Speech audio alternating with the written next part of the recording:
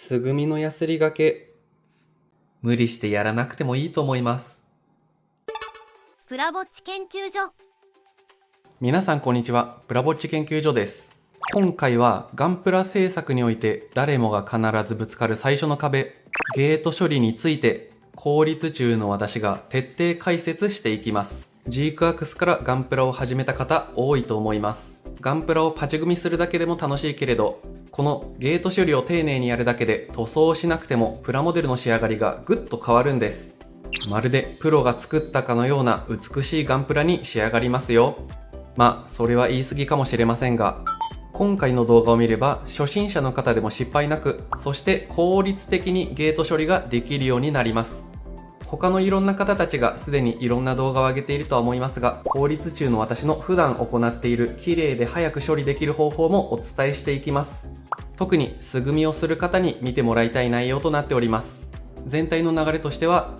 ゲートとはゲート処理に必要な道具、ゲート処理の手順と基本テクニック、私の行っている効率の良いゲート処理方法とテクニック、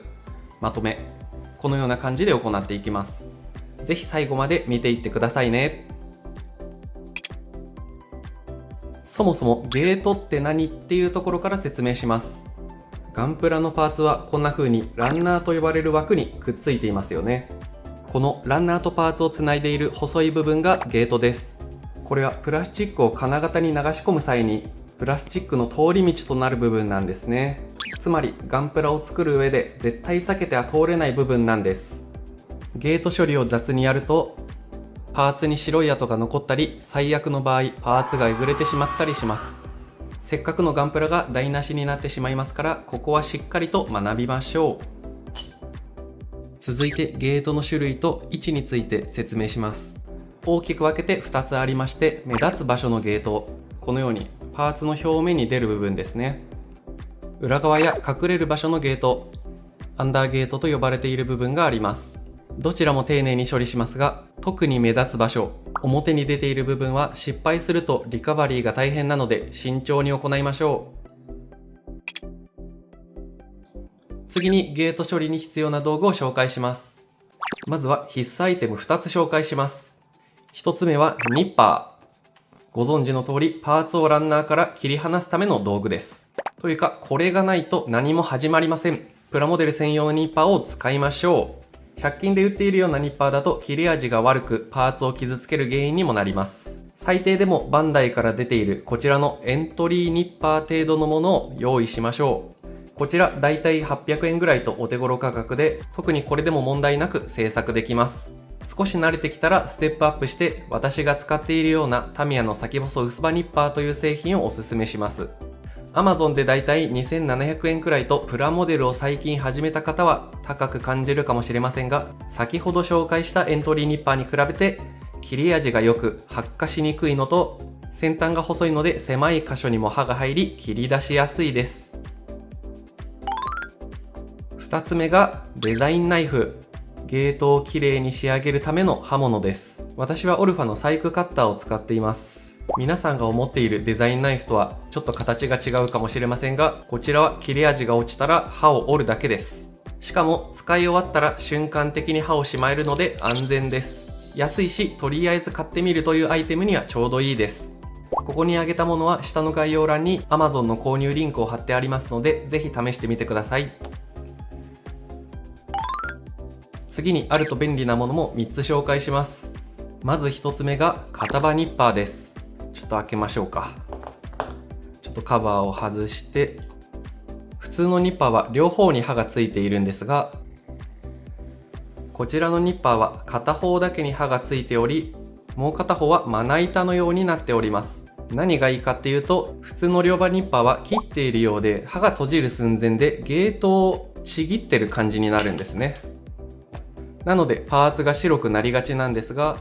片刃ニッパーはまな板の上でキュウリを包丁で切るような感じで綺麗に切れます。左が両刃ニッパーで切った後で、こっちが片刃ニッパーで切った後です。ちょっと太いパーツだったので、白くはなっちゃってるんですけど、断面が綺麗なのがわかると思います。ちょっとここを掘り下げて話すと長くなっちゃうので、また別の動画に分けて話そうと思います。そしてあると便利なアイテム2つ目がヤスリです。ゲートの出っ張りを削り取り、表面を滑らかにするための道具です。番手は400、600、800、1000番、この4つがあれば大体対応できます。私はゴッドハンドの紙やすの 10mm 圧を使うことが多いです。今見せてるこれですね。麻雀牌ぐらいの大きさで持ちやすく、平面を削るもよし、少し力を加えて曲面を削るもよしと非常に使いやすいです。ただし、ヤスリで磨いてしまうと元々の成型品とはちょっと違った質感になってしまいますので、素組みで済ますという人は私は無理にヤスリ書きしなくてもいいかなとは思っています。はい、続いてあると便利なアイテム3つ目はこちら、ガラスヤスリです。一般的な紙ヤスリやスポンジヤスリと比べて非常に細かい目が均一に並んでいます。光沢感のある滑らかな仕上がりになりますので、クリアパーツのゲート処理するときに活躍します。試しに削ってみるとこんな感じ。ちょっとこのゲートの周りの部分も削ってしまうっていう難点がありますね。しかしこの光沢は唯一無二なので1本持っておきたい道具です。そして極めればこのガラスヤスリ1本で表面処理が全部行えるとか。ただし注意点として削り性能が高いので削りすぎには注意しましょう。これらの道具は無理に高いものを揃える必要はありません。まずは基本的なものから始めて自分に合ったものを見つけていくのがいいでしょう。はい、お待たせしました。それではいよいよ本題のゲート処理の手順と基本テクニックについて解説していきます。例として作ろうと思ってましたザクワンのキットを使っていきましょう。まずはニッパーを使ってランナーからパーツを切り出していきます。そしてこの時にこのパーツだと3つゲートがありますが、切り取る推奨の順番があります。それは細いゲートから切り取っていくということです。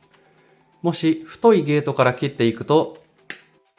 このように細いゲートが最後に残るわけですが、そうなるとこのゲート1本だけに力が加わってしまってパーツがえぐれてしまったり白くなったりしてしまいます。なのでなるべく細いゲートから切り取っていきましょう。そしてこの時に先ほどは無意識にやってしまいましたが、パーツから少し余裕を持たせてゲートを残すようにして切ります。これはなぜかというと、パーツのキワキワでゲートを切ってしまうと、これまたパーツがえぐれてしまう原因になるからですね。はい、そしてパーツを切り出しましたら、残ったゲート跡を除去していきましょう。この作業がいわゆる2度切りですね。ここでも注意点というか、綺麗に仕上げるテクニックがあります。それはこの2度切りの際も少しだけゲート跡を残すということです。このニッパーでプラスチックを切り取るということをやっている以上、どうしてもパーツがえぐれてしまう可能性があるんですね。例えるならば、キュウリをハサミで切ろうとすると綺麗にスパッと切れないことがありますよね。つまりそういうことです。続きに行きましょう。ようやくここでデザインナイフに持ち替えて、わずかに残ったゲート跡を除去していきます。デザインナイフを使う理由としては、切れ味がニッパーなんかに比べて段違いにいいので、切断面、つまりパーツ表面をきれいに仕上げることができるからです。キュウリもハサミより包丁の方がよく切れますよね。右がデザインナイフで処理した方です。どうでしょう。とても綺麗に平らになったのがわかるんじゃないかなと思います。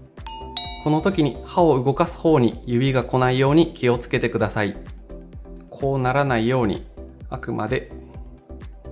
これで素組みでも綺麗に見える丁寧なゲート処理の完了です。これだけは覚えておいてください。パーツのキワキワのゲートを処理するときはデザインナイフを使う。以上。ここでめんどくさがりな人はパーツを切り出した後にこの残ったゲートを2度切りせずにデザインナイフで切ればいいじゃないかと思ったことでしょう。甘すぎるというか危ないです。実際やってみると結構力がいるんですよね。またゲートが折れてしまったりパーツがえぐれるかもしれないので、必ず2度切りをしてからデザインナイフに持ち替えましょう。ここでさらに塗装を行う人はヤスリがけも行うことが多いとは思いますが、それはまた塗装編でお話しします。